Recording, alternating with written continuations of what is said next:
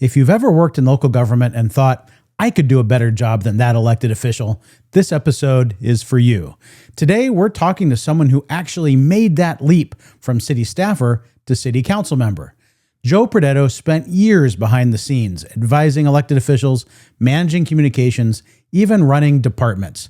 Then, in 2024, he ran for Palm Desert, California City Council and won. In this episode, you'll hear what really changes when you go from implementing policy to making it, how to avoid the most common staff versus council misunderstandings, and why more public servants should, or perhaps should not, consider running for office.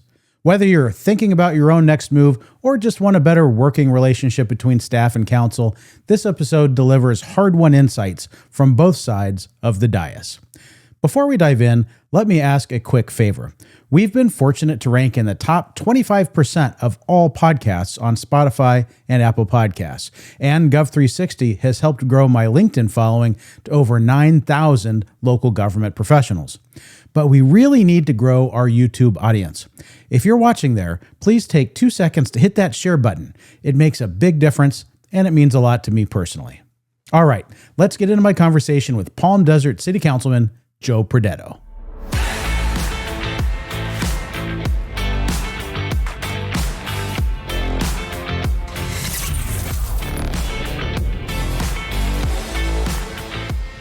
Welcome to Gov360, your full circle view on local government.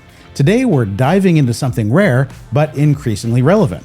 What happens when a longtime public sector staffer becomes an elected official? Our guest, Joe Pradetto, is a first-term city council member in Palm Desert, California, who spent his career on the other side, working for the California State Assembly and then State Senate, in the offices of 2 separate Riverside County supervisors, including as chief of staff, as a supervising deputy assessor, county clerk recorder in the county of Riverside, and as director of governmental affairs and public information officer for the city of Yucaipa, which is where we worked together. But now he's making decisions instead of implementing them. So what's changed? What hasn't? And what should both sides understand about each other? Let's find out. Joe, welcome to Gov360. Chris, are you familiar with the very first rule of power? I don't believe I am, Joe. Never outshine your master. Oh. My whole career has been a very big challenge when you shine this bright. Ha ha. Well, now as an elected official, you don't have to worry about that so much. Don't have to worry about it at all. Actually, it frees up the staff to shine brighter, because now they have to catch up. Oh. It's actually why it's a very good leadership lesson, right? So you just, the brighter your elected shine, the better your staff can perform. Joe, you still have 3 years till re-election. You don't need to be in campaign mode quite yet. All right, look, we're going to get into all your background later, but why did you decide to run for office? I mean, you're doing the staff thing. I have firsthand knowledge of this. You were really good at it. And then you decide, man, I'm going to cross that line. Maybe you were watching the elected officials saying, yeah, I can do better than that. What was it? It's funny you say that I did a good job as staff, because I always felt I was a terrible staffer because I am not a detail-oriented person. And so a lot of staff work and implementation, I'm really good at big picture stuff. And something I admire about you and why I liked working with you is you're a really big picture person. You're even better at catching details. Like, I am oblivious to details. And so as a staffer, I had a lot of challenges. It actually required me to put extra effort to just do my job. Bizarrely, as an elected, it's so natural for me because it's all about making good judgment calls. Right. Somebody says, what's the status of this and that? I don't know. Yeah, ask staff. They bring me, what are the big decisions we need to make? And I pride myself on making good decisions, having good judgment, but tracking the details, it was never for me. So I'm really enjoying this. And you get to focus on the big picture, on the visionary things, as opposed to being bogged down in the weeds. Yeah. So I didn't want to be in politics when I was younger. I had no idea about politics. My dad said, you will go to college, because he did not. And at the time, he was a scary little man. He's softened in his older age. I don't know if he's going to watch this, but he said, "I will kill you if you don't go to college." And I believed him. You believed him. When I approached graduation, I had no idea what I wanted to do. And it was 2008. The economy was starting to go down.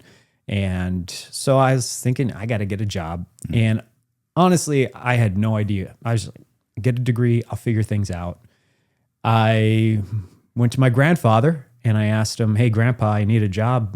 What do you think?" And he worked for the state prison system. And he says, "Well, there's always money in government and Indian casinos." I said, "All right." I said, "Just by chance, I saw this internship for a state assemblyman. Is that any good?" I saw it and I was like, "State assembly?" I didn't, nothing. Like, what is that? Honestly, like no understanding of politics. I grew up in Riverside, so we knew the mayor. Loveridge had been around forever. Like everyone knew the mayor. So I kind of knew that. Didn't know anything about local government, council manager form, like anything, right? So I said, "Is that any good?" And he says, "Which one?" And I said, "John Benoit." Now, my grandfather is a liberal, Hispanic Democrat. John Benoit is this very white, conservative man, right? So I was like, interesting. I didn't know that until later that John was white. It was just Benoit, but figured. Anyway, so I called for that internship. So what my grandfather says is, you got to get in with those guys, because if you do, like, you're golden. It's like, all right, great. Turned out he wasn't too wrong. There was right? wisdom in that. There's a lot of people who go into politics and government because they've grown up in that, or they're just attracted to it. I just land in there by happenstance. And I landed with people that I could not have prayed to have better people around me. Yeah. No, John Benoit, who has, since passed away, is just a stellar individual, amazing human being. And his staff were incredible too. And his team, there's some great people. Barry Nastandi. Yeah. You know very well, knew very well, was a mentor. In fact, Barry was the chief of staff and he'd come around a little bit. He was kind of a scary guy, kept his distance. A couple of years later, when I was hired, Benoit was appointed to the Board of Supervisors in Riverside County after that supervisor passed, and learned so much about the government and political process. And again, this whole time he was telling me, you do 2 years in legislative office, 2 to 3 years, and you bounce and you go work PR for some utility, blah, blah, blah, right? So that was kind of the thought that I thought would happen.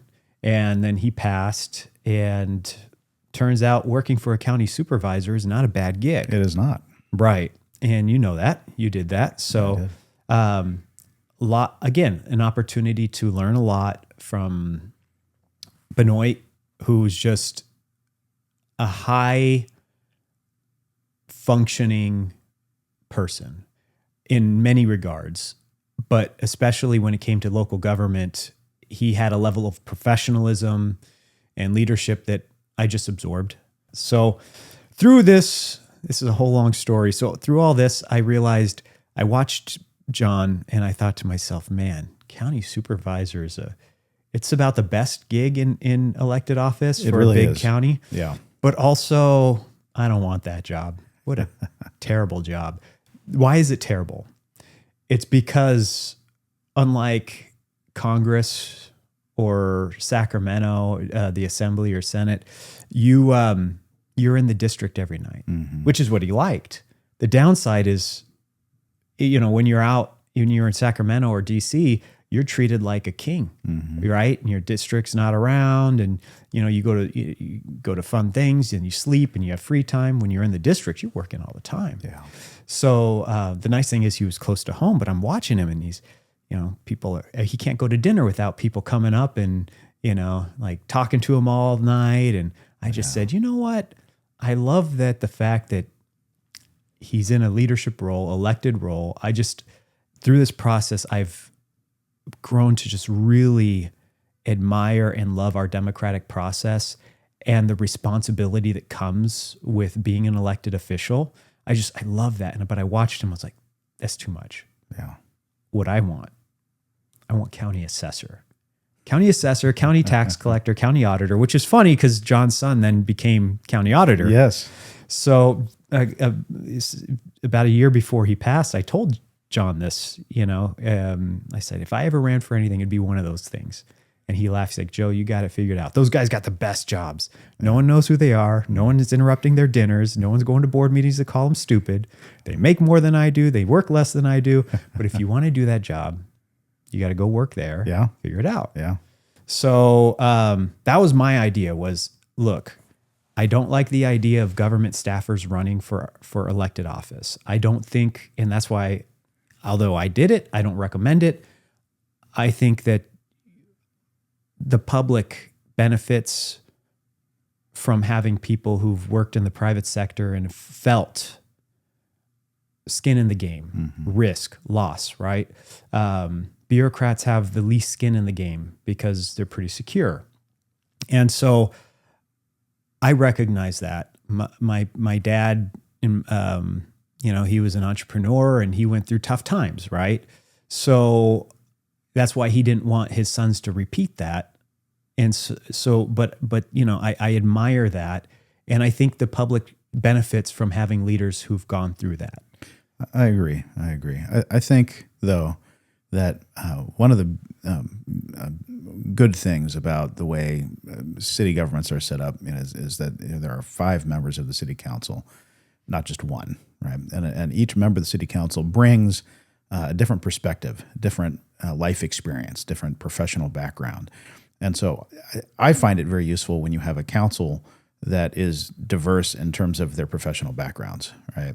And it is helpful to have members on a city council who have been in government and understand how government works going in, because for many elected officials, probably most elected officials don't come to the job with experience in local government.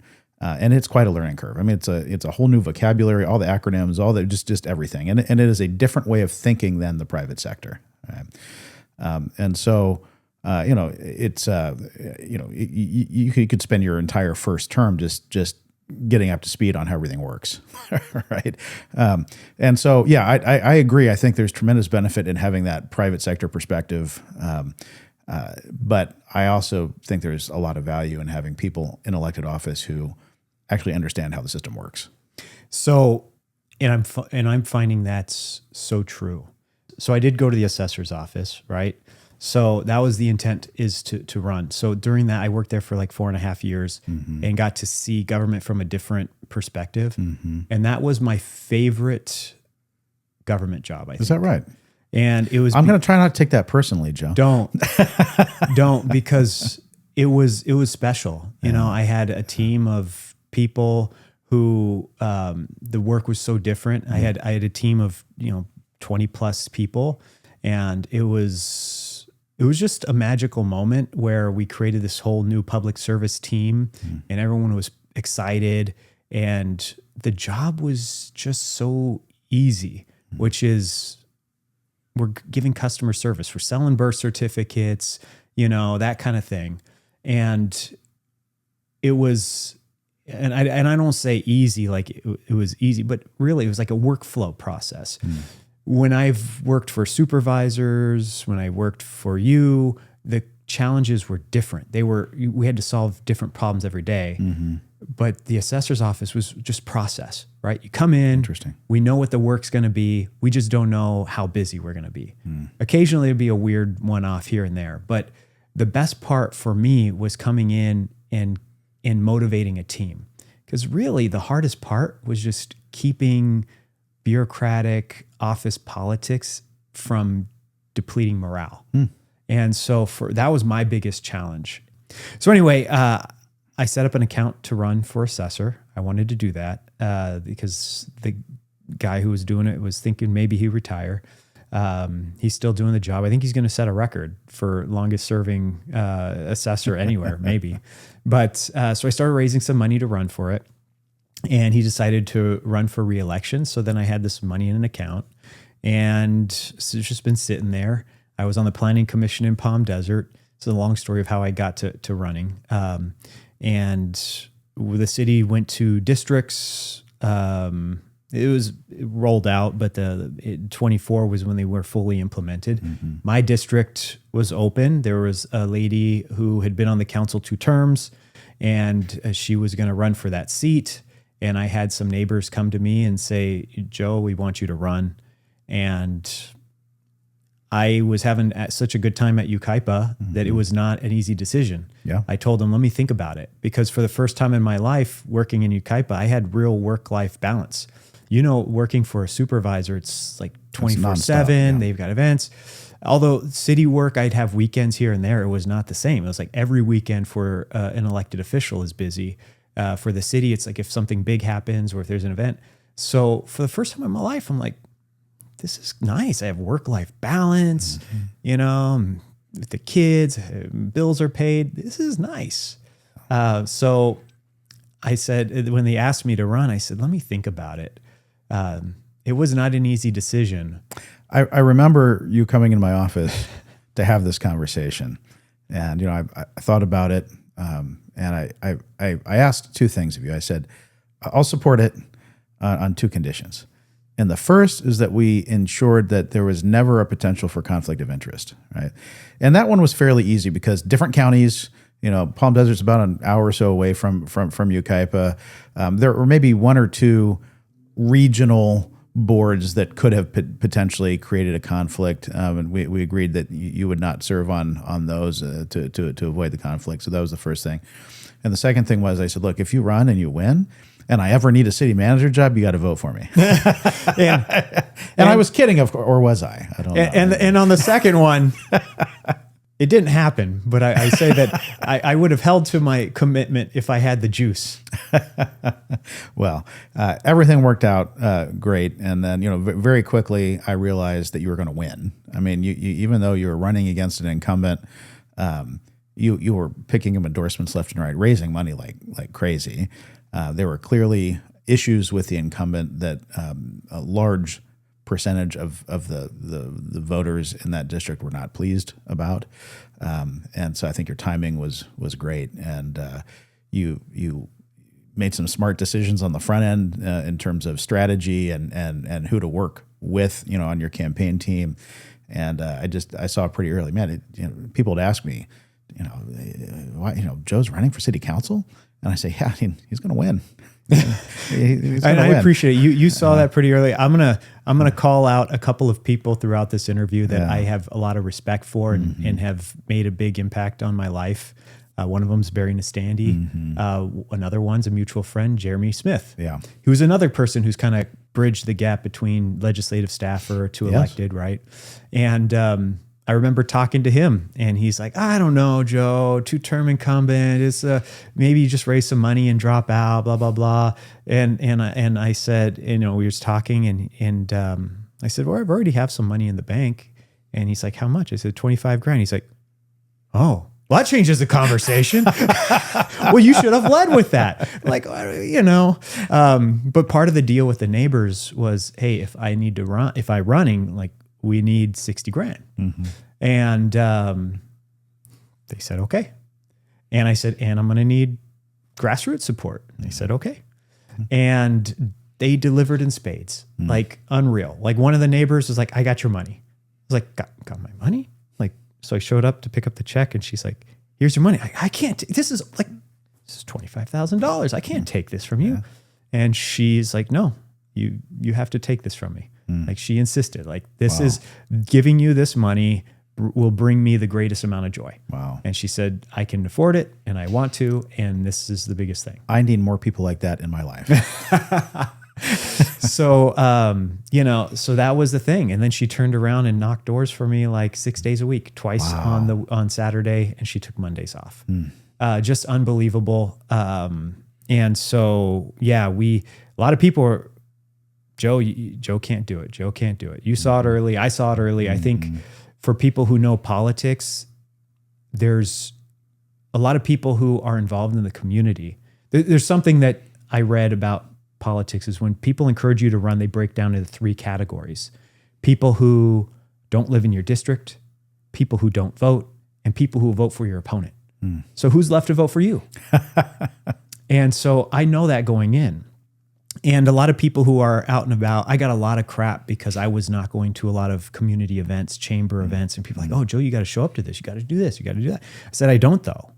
And I got a lot of people upset because I wasn't doing that stuff. And I said, look, I know where my voters are.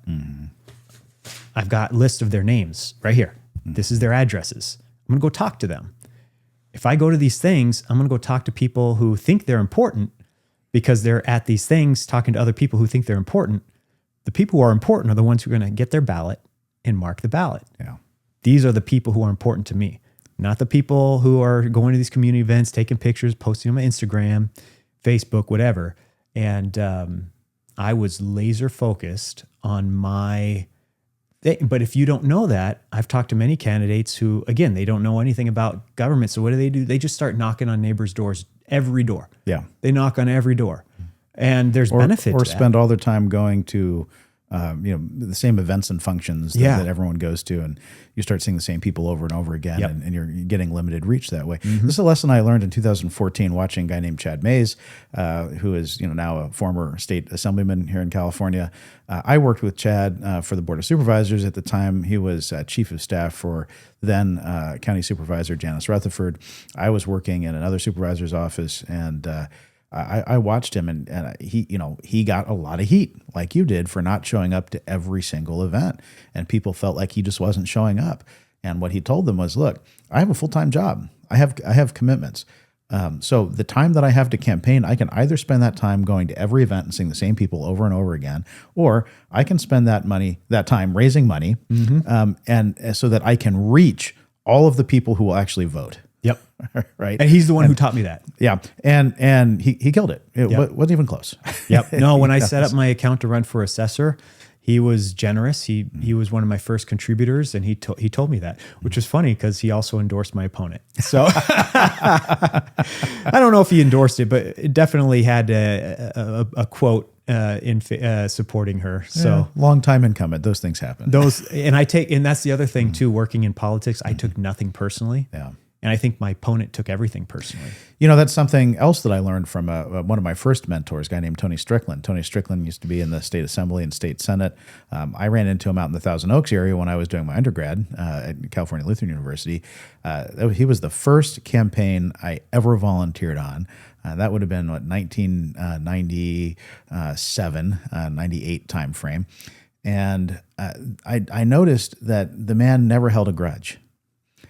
He just let things go. And I asked him about it once, and he said, listen, any amount of time, effort, money you spend focusing on being angry at someone or getting revenge on someone is time, money, resources that you're not spending on something that will further your interest and your goals. And he said, always remember, it's a game of addition, not subtraction.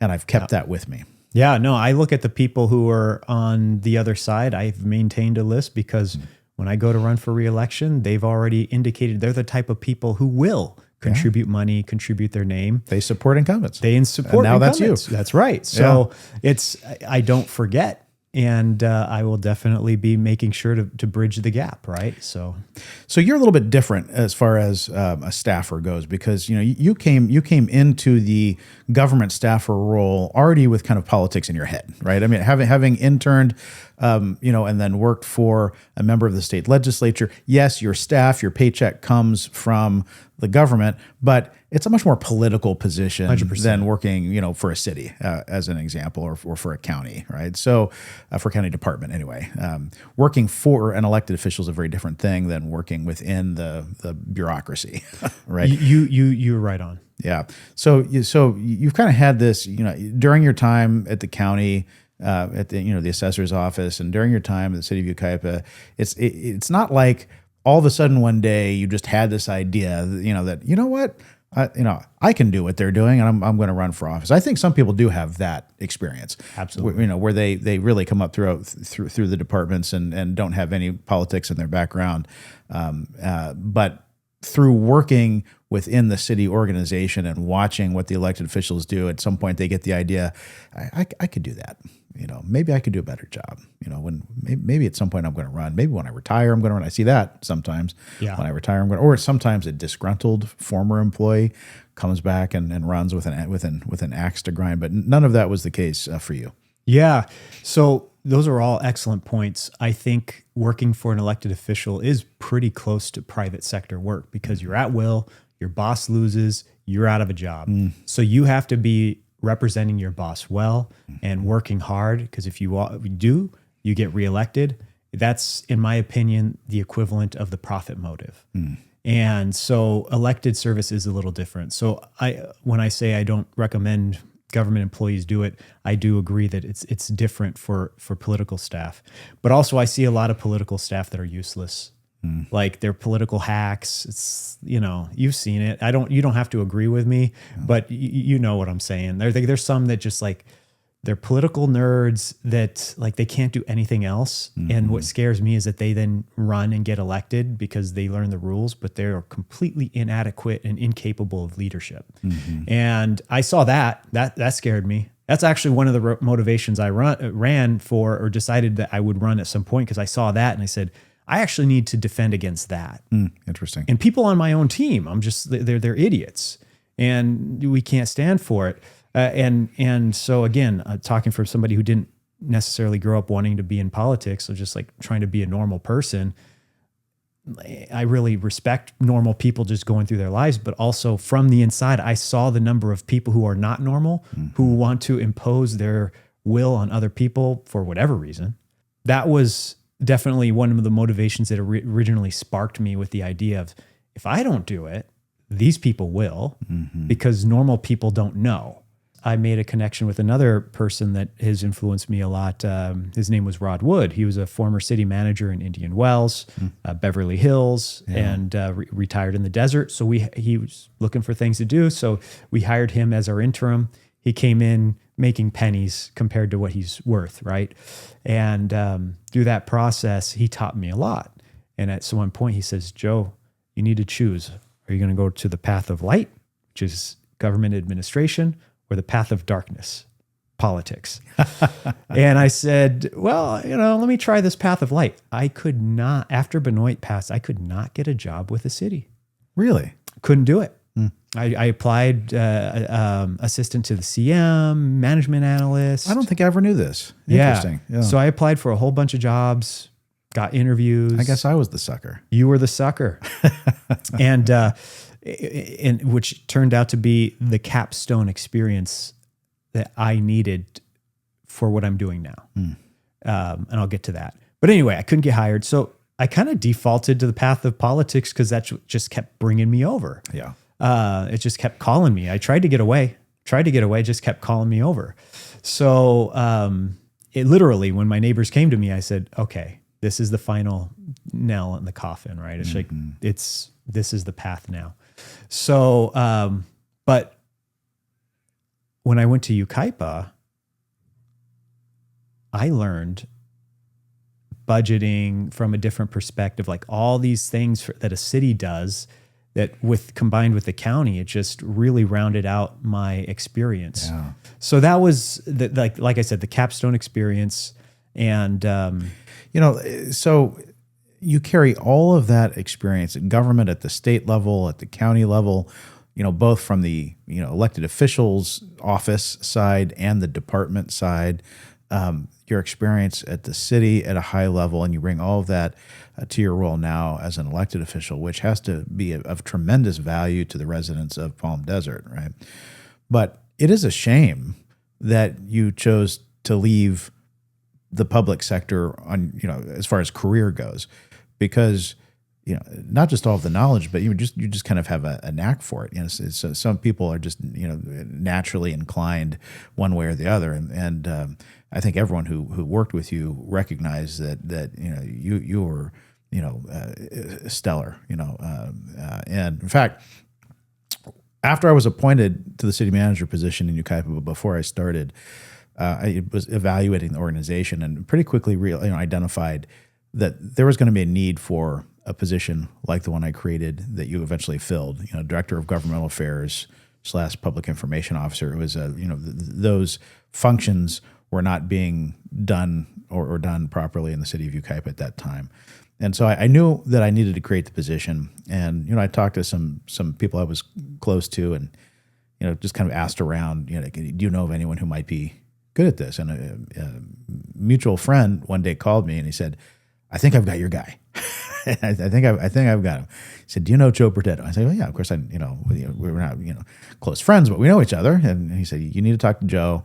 The situation he's in at the county, he's looking to make a change. And at the time you were commuting crazy. It was affecting my health. Yeah. Yeah.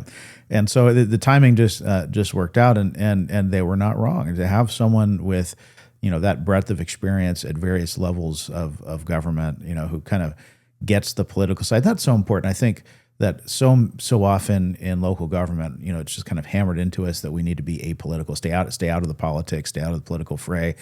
So much so that staffers just ignore the politics altogether and never really become educated on that side of it. But so it's of tremendous value to have someone within the organization who has political acumen, and yet knows to not be overtly political, as a staff person, right? But so to find someone who has the background in various levels of government, but gets the political side as well, of tremendous value. Not something that is common. It's hard. It's hard to find. So I was sad when you made the decision to step away from local government service as a career. Now you're stepping in at a whole different level as a city council member on the policy side, but on the implementation side, I was sad to watch you walk away from that. And secretly, I'm hoping you come back to it at some point. Well, there's no ruling it out, and I appreciate that. And I share the story because it was funny. That mutual friend, I told him, my commuting is it's hurting my health. Mm-hmm. I had was chief of staff for a county supervisor in the Southwest Riverside County area. When he hired me, he says, I'm not running for reelection. And after a couple of years, he's like, Joe, I'm having a good time. I'm gonna run for reelection. I said, well, I know what that's like, and I can't do that commute 5 to 7 days a week. At the time I was doing it 3 to 4 days, and I just couldn't do it. So I told this friend, I said, he was excited about his next prospects with the county. And I said, well, I won't be there for that. He's like, what's going on? So I told him my health, I gotta go. He's like, where are you going? I said, nowhere. He says, what, you don't have any plans? No, I'm just going to leave. I'll figure it out. He thought I was nuts. I was like, don't tell anyone. He's like, I'm not going to tell anyone. And then I get a text. He told me. Right. In fact, I think he said, look, I'm not supposed to know this, but you need to talk with Joe Pradetto. That's so funny. So yeah, it's and again, it's the weird things, the things that I enjoyed.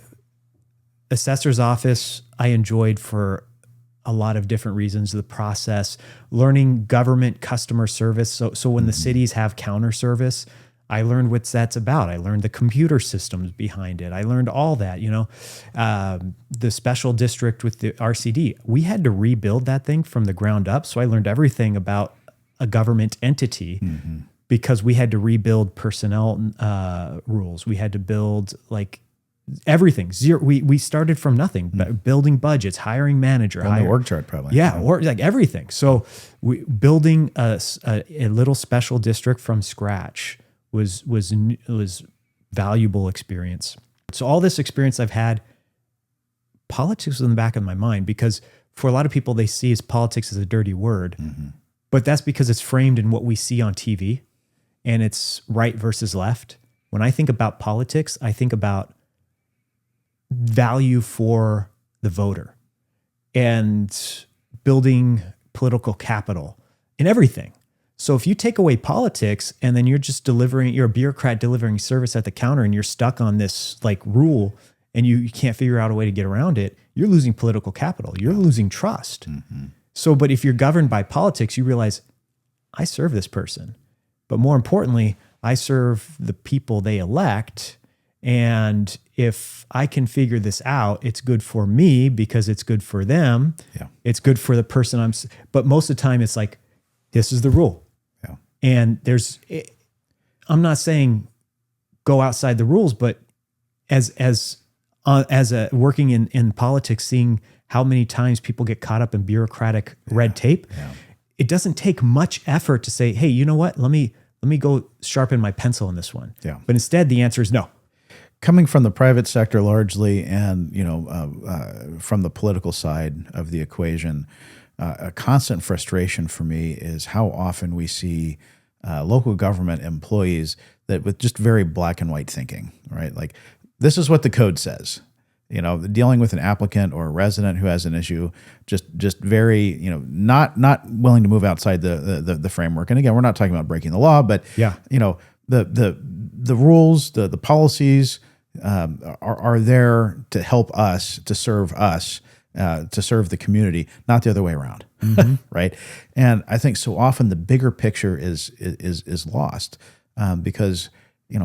Look, there's tremendous incentive for government employees to play it safe. When you get creative, you get outside the box a little bit, you accept a certain amount of risk. Yeah. But that's what is necessary often to provide the level of the kind of service that the community wants, right, and expects. And it is just lost on a lot of government employees what you just described.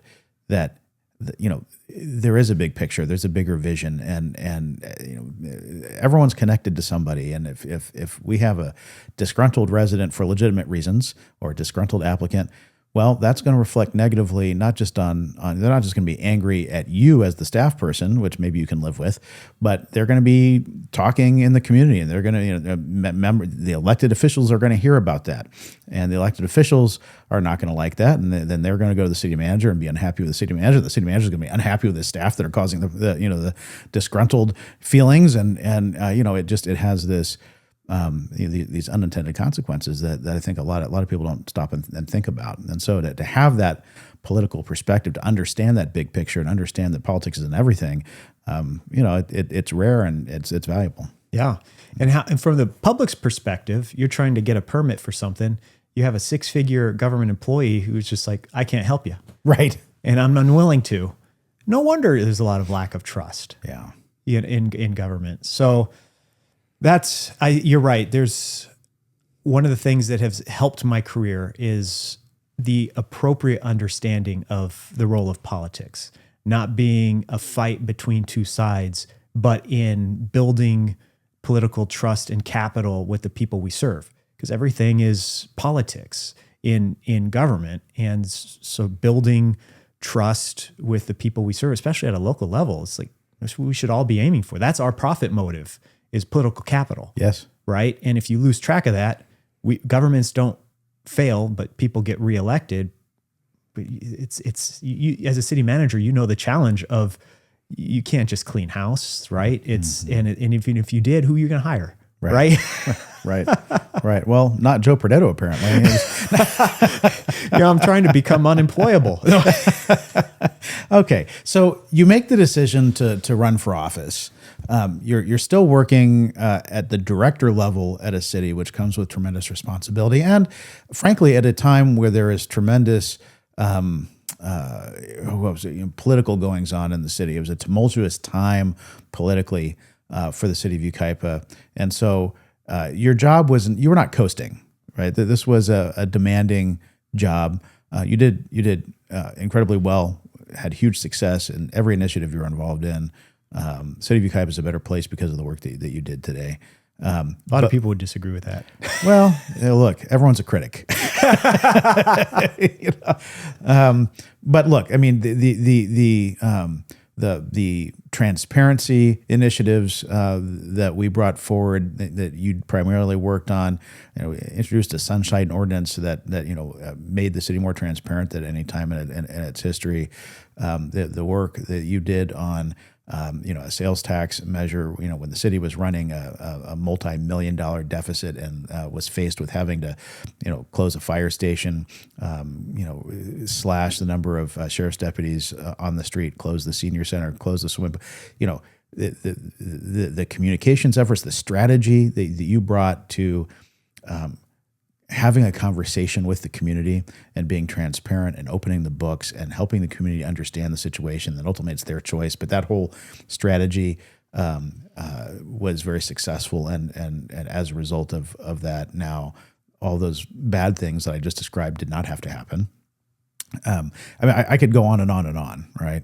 But so you're doing this job, and in the midst of all this, you can't control the timing of when doors open, and in Palm Desert, how things developed, and that the timing that door opened for you to take that step into elected office, and you made the decision to walk through that door at that time. What was that experience like? For those who are maybe watching or listening to this episode, who are local government employees who are thinking about maybe taking this step, maybe help us understand as a director of a department in a city running for city council, what was that experience like? What were some of maybe the unique challenges that most candidates don't face, taking that step? What was that whole experience like? Good question. In fact, there's two right off the top that appear to be challenges that I experienced. One is being a director for another city is actually very confusing to voters because I would get very often, wait, so do you live in that city? Like, no, I can't run for city council here if I live in that city. It confused people. Interesting. Yeah, it confused a lot of people. I would think that would be a fairly simple concept. Probably most people don't live in the city where they work. In Southern California, everyone commutes. Right. No, it was very confusing to people. Like even after I got elected, and like, wait, it just baffled them. And then less frequent, but still, I would get people who are like, well, I'm not a big fan of government employees running for office. And they're like, or maybe government employees, period. Right. Yeah. And it's just the idea that government employees, many of them don't have real jobs, right? It was just, there is that perception. And I faced the confusion so those two right off the top, if you're running for a city that you don't work for, if you're running for a city you work for, all kinds of different challenges, right? And they're probably indicative of bigger problems for you and the city if you're running for the city you work for as a director.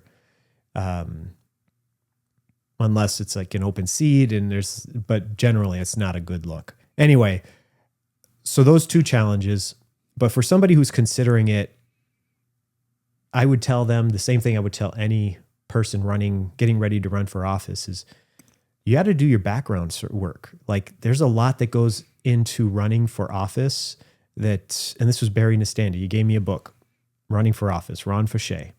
He says, this is your new Bible. And in it, there's steps you do before you run for office. For instance, if you are a government employee and you know that's going to be an attack, how do you inoculate yourself?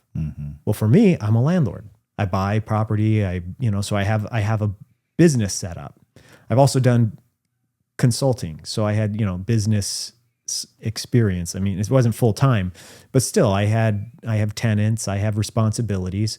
So I have a business permit for my operation. So I was able to pull a business permit because ballot designation is important. So being able to run as businessman is valuable, right? So knowing that, but you have to plan for years in advance because if you do it the day before you pull papers, it's just obvious, right? So if you're thinking about it, you need to start planning ahead very early. If you have lapses in your educational attainment, go back to college, finish those last few courses, right? There's things you just do. You figure, they're going to be a problem, inoculate yourself.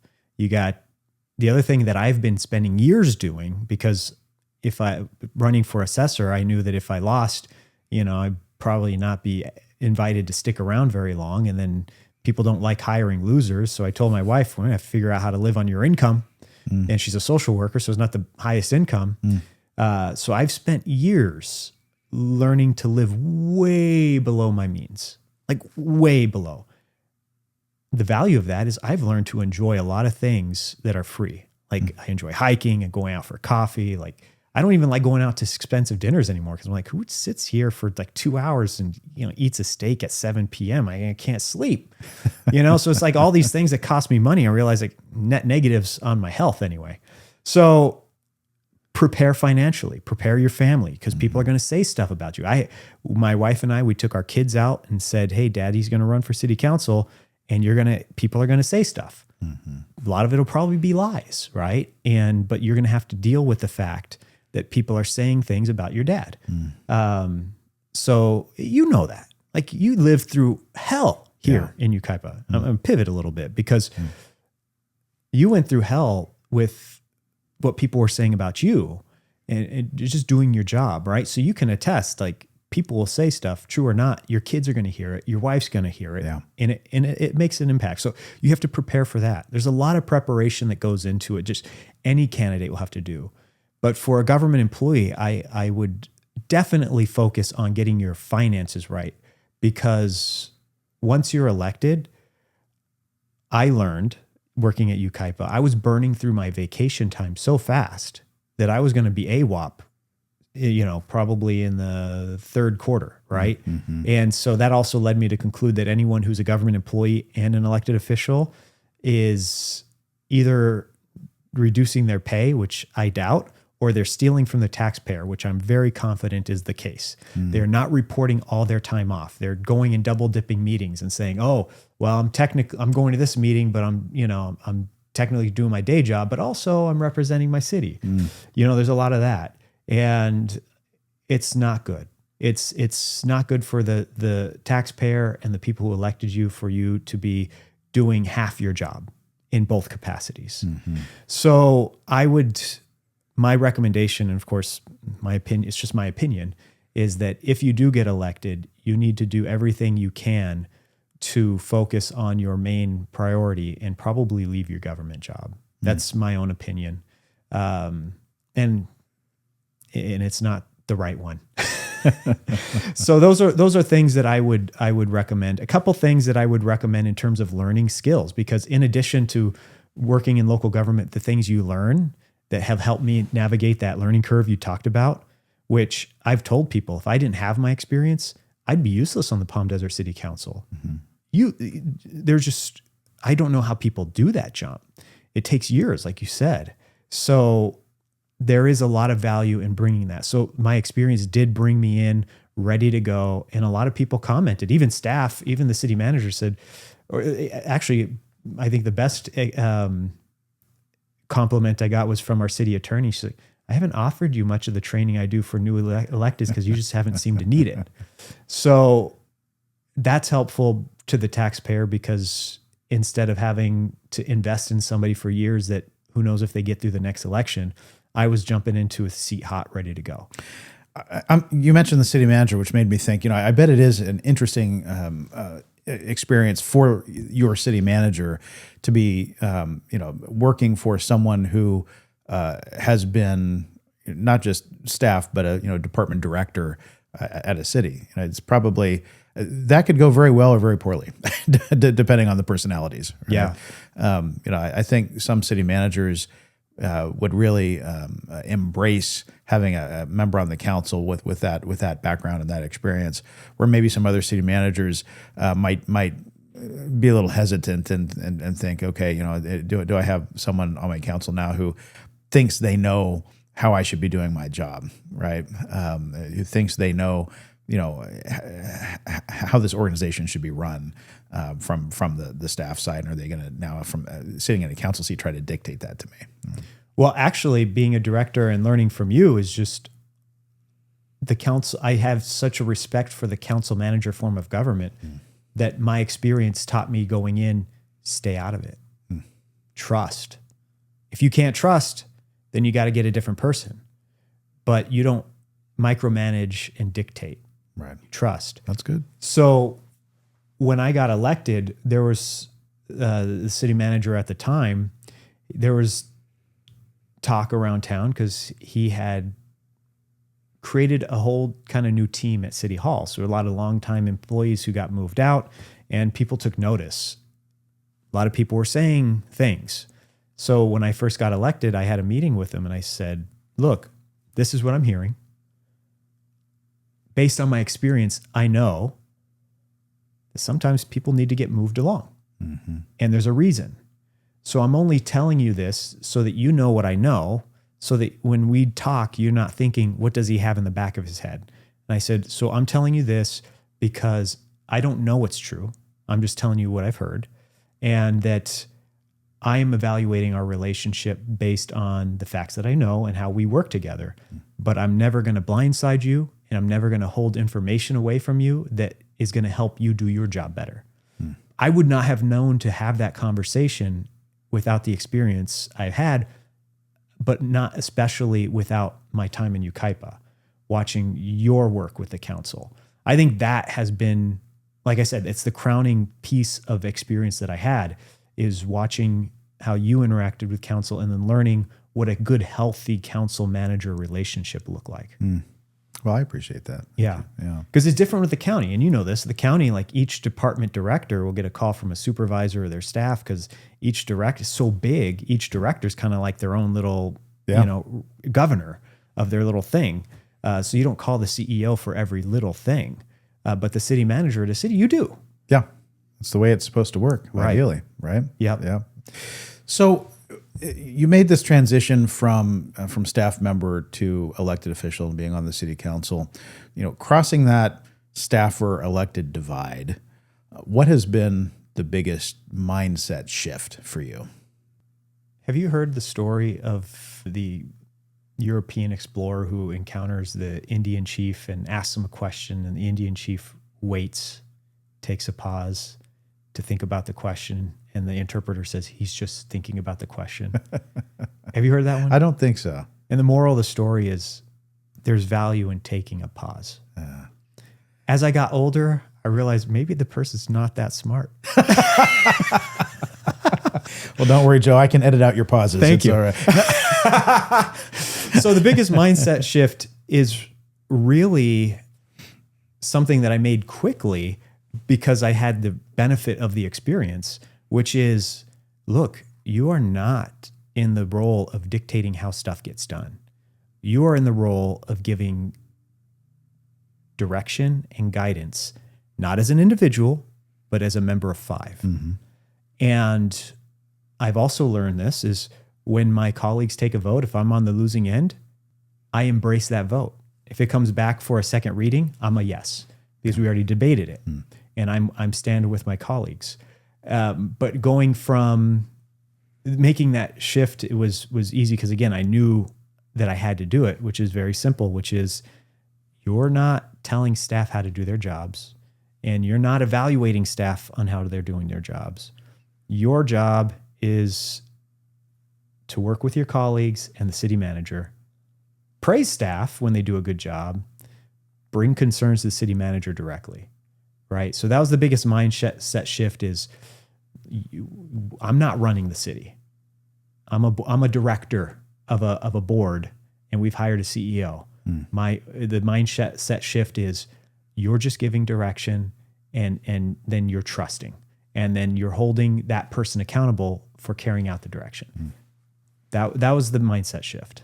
It's nice for your city manager that you come into the role understanding that dynamic, the way the council manager form of government is supposed to work, and respecting it, right? Because not all elected officials do. I think a lot of times, very common for someone to get elected. They've just run a campaign on a platform, and they're going to come and they're going to change things, and they think the way it works is they get sworn in and they get to start calling the shots, right? Without stopping to think, no, wait a minute, there are 4 other members on this city council, right? So in order to get something done, I need at least 3 votes. I need to find 2 other people that agree with me. And wait a minute, there's this city manager over here. What's this person's role in the organization, and how is that supposed to work? Yep. So I think it's tremendously valuable that you're coming into the role already with that understanding, and not just understanding it, but adhering to it. I've seen council members who haven't figured out what their role is, and they fail to get their colleagues' buy-in because they're just bad at being politicians. And then they blame the city manager for that he's not doing what they want. It's like, no, I'm not doing what you want because I'm doing the work of the majority, and you don't have one on this particular issue, right? Yes. So one thing I'm curious about, because again, you came to the role of city council member with a tremendous amount of experience inside local government already. But I'm sure when you ran, there were some things that were perceptions of yours about the job of city council that I'm wondering if there are any surprises there for you. Is the reality in any aspect different than what you were expecting? The weirdest part for me, like the biggest surprise, was when I first got elected. I thought through pretty much everything. But the first one was, how would you like us to address you? And that caught me by surprise. I just didn't even think about it.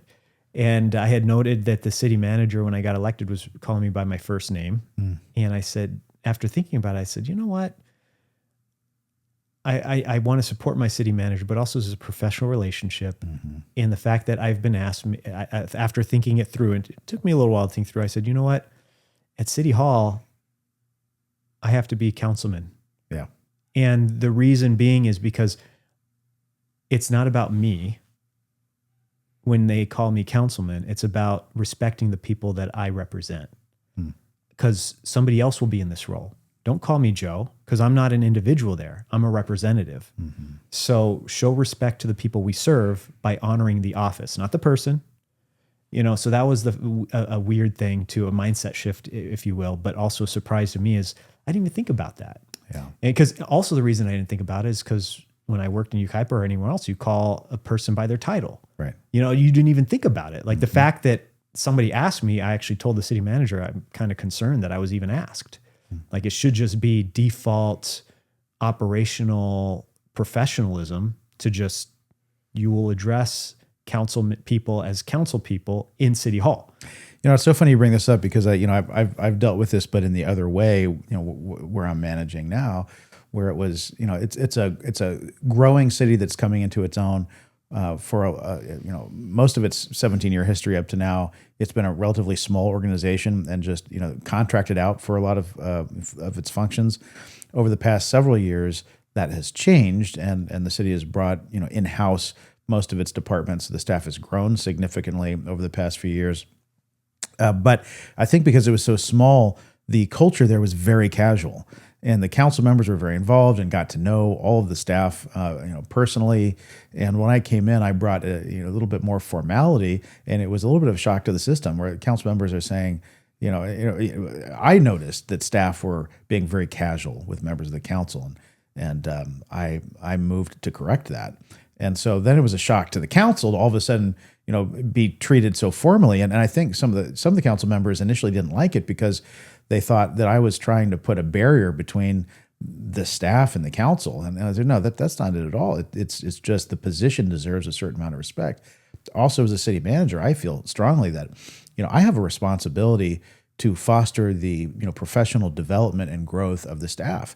And, if the staff who, for many of them, this is their first local government job, if they think that's the norm and that's the acceptable practice, when they go to their next job in another city and they walk up to a council member and they say, "Hey, Bob," that could really be a problem, right? Right. So I have a responsibility to train staff the correct way, and so I just thought it was funny you mentioned that because I've been experiencing that same issue, but kind of in reverse. Right.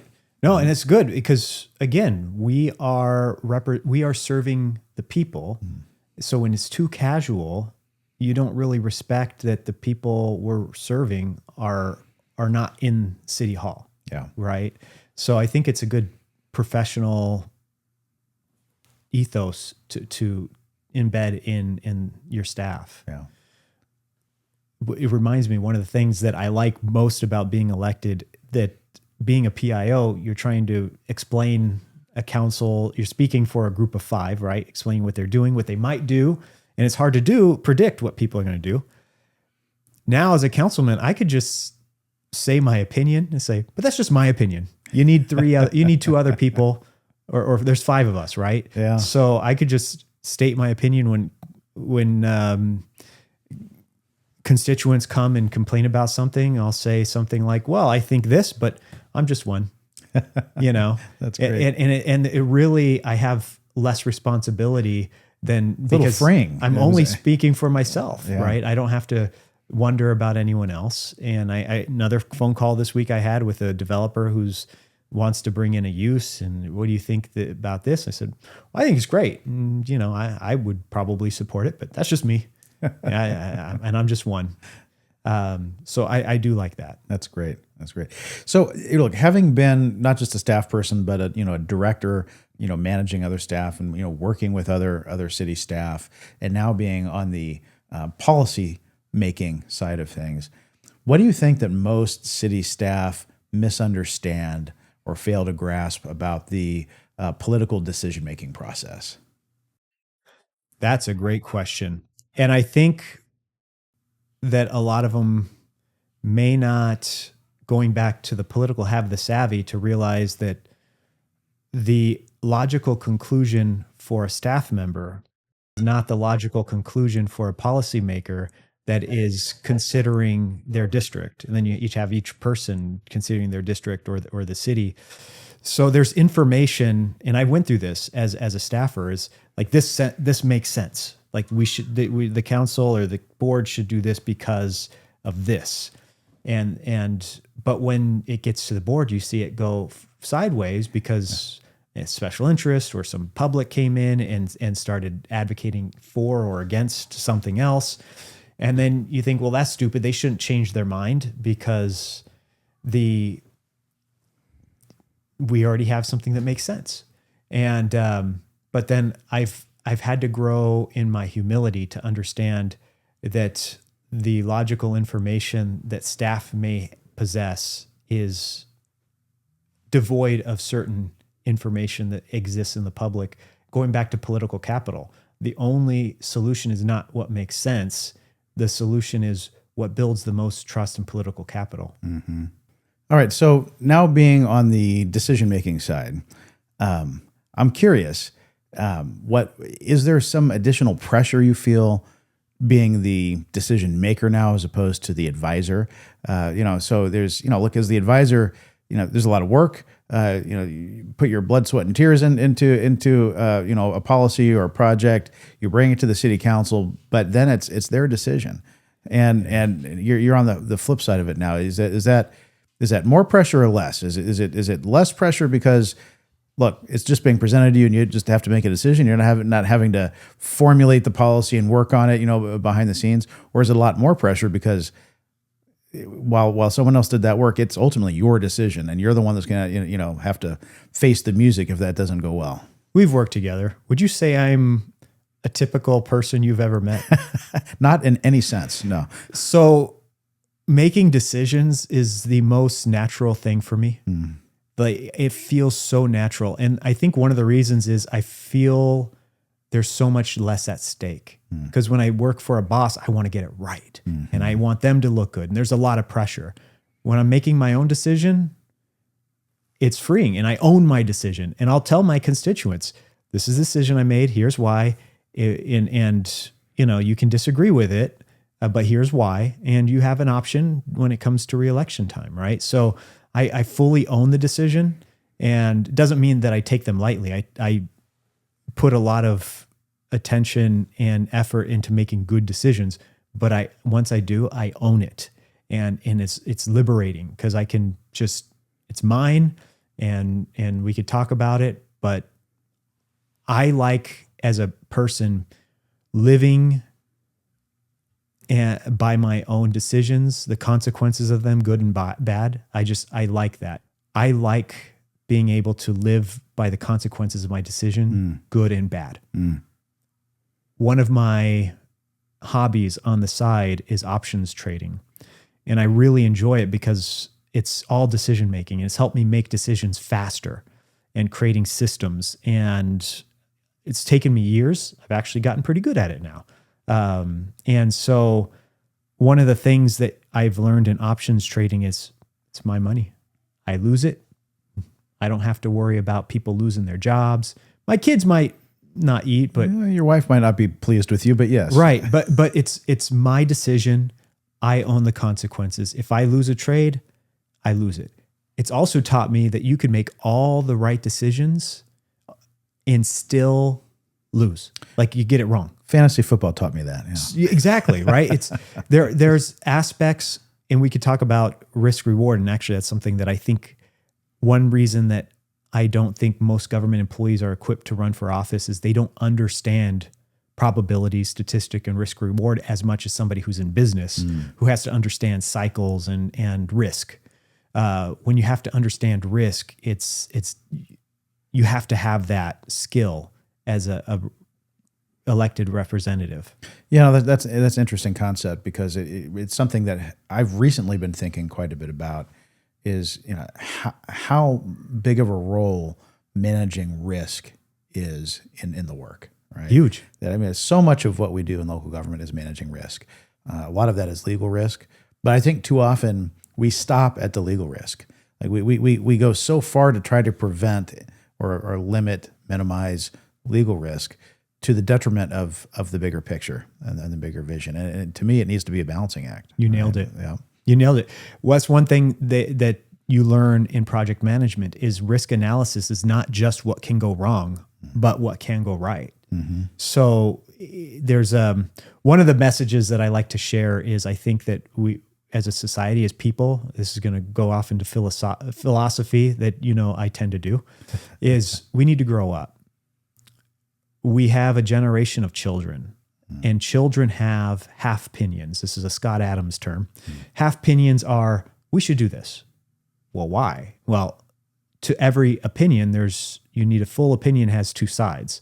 So to say, well, we should mitigate risk is a good thing to say, it's a good thing to do, but a full opinion on managing risk is to what end, to what goal? Because you can manage risk and do nothing as a city, but the goal is to deliver services. Like you said, it's a bigger picture. So managing risk is, yeah, we got to manage risk, but we have to deliver services. And how do you balance that?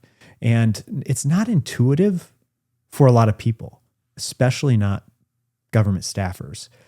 Again, your role is kind of similar to mine, where it's just not a traditional path. So you understand that there is a big picture, there is an objective. But when you're raised in here's your box and here's your formula, that, and I'm not saying that that's everyone, but it's a lot of people in government, and that's a limiting factor in providing well-rounded leadership. So no, you're 100% correct. One of the things every council member needs to think about is risk mitigation, but also moving forward and making progress. It's how do we mitigate risk as we move forward, not just mitigating risk, because you could just mitigate risk and just not do anything. Yeah. Yeah. And I think, that's one of my pet peeves in the profession is that so many city managers and city attorneys are so conservative when it comes to managing risk. So conservative that the organization ceases to move forward in accomplishing its main objectives, right? Because we're just so concerned with managing that risk more so than achieving our stated goals. Yeah, another thing I learned from you were really good at this. John Benoit taught me this too at the county. The time they had to hire a new county council because one retired, he said, we need somebody who's got a higher degree of risk tolerance. Yeah. Who's going to help us do some stuff, because you cannot let your attorneys dictate your business decisions. They can tell you the legal risks, but you cannot let that drive your business decisions. All right, let's have a little fun. Rapid fire. All right, let's try to keep every answer to no more than a minute. And keeping in mind, doesn't leave a lot of room for philosophy. I know. But keeping in mind that our audience are local government professionals. So a lot of people listening to this are people who are, working their way, through that career. Maybe some are directors, but some are mid-level people as well.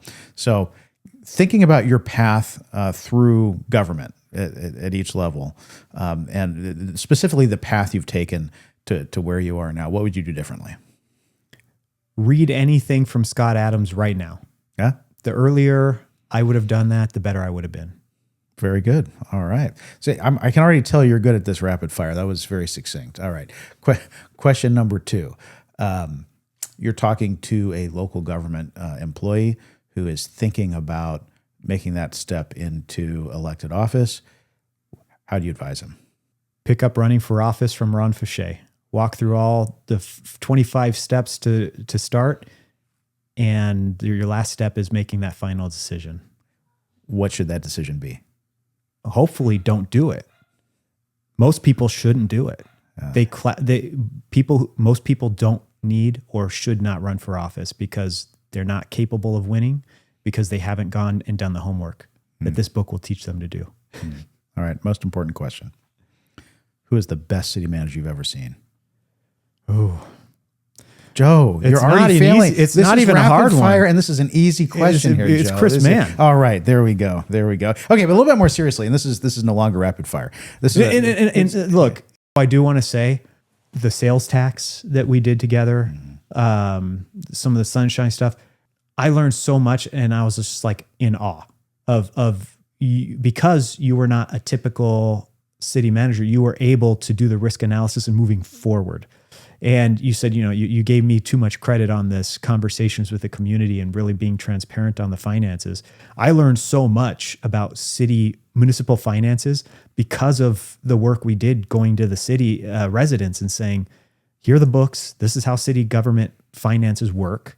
If you think we're lying, this is all you, then you have to give us the information that you have that indicates to us that we're missing something. But saying that we're lying when we're giving you every literal piece of information we have is not only not constructive, but idiocy, right? So I learned a lot. And again, that was, Ukaipa was an interesting time. It was a cluster that I learned more from disasters than anything. And I'll classify that as that.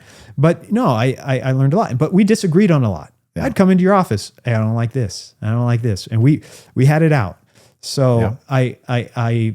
I respect your work a lot. And, but doesn't mean you're perfect. I certainly am not. Well, I am not. Yeah. In fact, my opening speech when I got elected is, I'm a flawed man. I've got a lot of flaws. I remember. Yeah. I'm mostly flaws. Well, listen, so this last question might be a little self-serving, but you've been a staff member. So you've had the experience of working with city managers as your boss. Now you are the boss to a city manager. So you've seen the city manager position from both sides. So I think this could be some interesting perspective for staff members, and for council members. I'm curious, from the staff perspective, what would you look for if you were going to go back in local government? What would you look for in your next city manager boss? And on the flip side, as a council member, what do you look for in your city manager? This is probably the most productive question. And I don't know if I just missed it, but this is a good question. What I think that many people aspiring to that level may not contemplate is the level of fit. At a certain point, you get to a level of professional experience and skill set that you're qualified to do the city manager job or be a director. But once you're at that level, fit is everything. Trust. For instance, there are city managers who I would not get along with because I think they're too rigid or too, for a lack of better term, nerds, right? They're a bureaucratic nerd, grew up, like they have no dynamic personality, but they're doing the job. And for some of those councils, they work. They hire a bureaucrat that just does that, Mm-hmm. So I would say for somebody who's aspiring, do not take offense if you don't get the CM job if you're applying with the council. It's hard to predict what aspects 5 people or more are going to be looking for in an individual. All you can do is build a system of success. And this is, again, reading Scott Adams early, he talks about skill stacks. And this is what I did in 2015. That's what changed the trajectory of my life, which I said, this is where I want to go. But even if I don't get there, I'm building the skills to get me there that will get me anywhere. So part of going to the assessor's office was building. And then skill stacks on top of that. Like, what do I learn? Persuasion. I learned due process. I read a book on law. I'm not an attorney, but pick up books on due process. Understanding due process as a government employee is huge. As a planning commissioner, it's huge. So understand due process, understand basic psychology, right? So my recommendation is build your skill stack. And there's some things that you need as a city manager. You need understanding of full risk reward probabilities. You need to understand municipal finances. You need to understand organizational psychology. Like, start building your skill set so that you have a good understanding of things that will make you successful. The next step is finding the fit. And that's hard because that may require you to travel somewhere else or find opportunities elsewhere. But don't take it personally that you didn't get the job because you're more qualified, because at some point, more qualification doesn't make you a better fit. Right. So that's what I would say for people aspiring to city manager. For instance, City Palm Desert hired a new city manager. Ours left, and we have a new one. And he was the assistant CM. We didn't even do a search because he knew the system. We kind of knew he was a good fit, and he's doing a great job. Now, not every city is that lucky, and so it's really tough. But in choosing a boss, that's tough because I never really got to choose necessarily. Like, I didn't go search out and say, like, I want to work for that person. It's always been happenstance, luck, opportunity that I got to work with good people. So, I don't think it's easy to just choose somebody unless you just know of people with great stellar reputations in the field and I want to go work for them. Yeah. So it's something I've thought quite a bit about recently because, the city that I'm managing now, I started there as interim city manager. They had parted ways with their previous city manager. They needed someone to come in on an interim basis. I did that for 4 or 5 months, and then it was such a great fit that we both decided we wanted to continue this relationship. Right, so we came to terms on a permanent contract. But during that interim period, I had positions I needed to fill, and I spoke to an executive recruiter and was contemplating hiring a recruiting firm to fill a couple of these higher level positions. And the recruiter said something to me that I should have contemplated myself, but didn't occur to me until he said it. He said, look, as long as you're in an interim status, it's going to be hard to attract good, qualified, talented director level employees, because the first thing they're going to look at is, who am I working for? Who's the city manager? And as long as that's up in the air, it's going to be hard, right?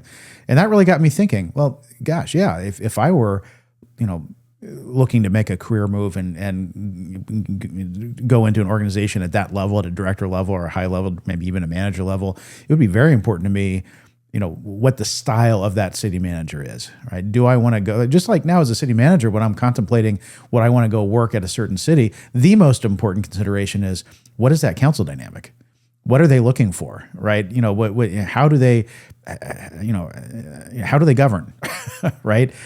Because there are some very dysfunctional city council dynamics out there, right? And there are some councils that are amazing and understand and respect the council manager form of government, how that works.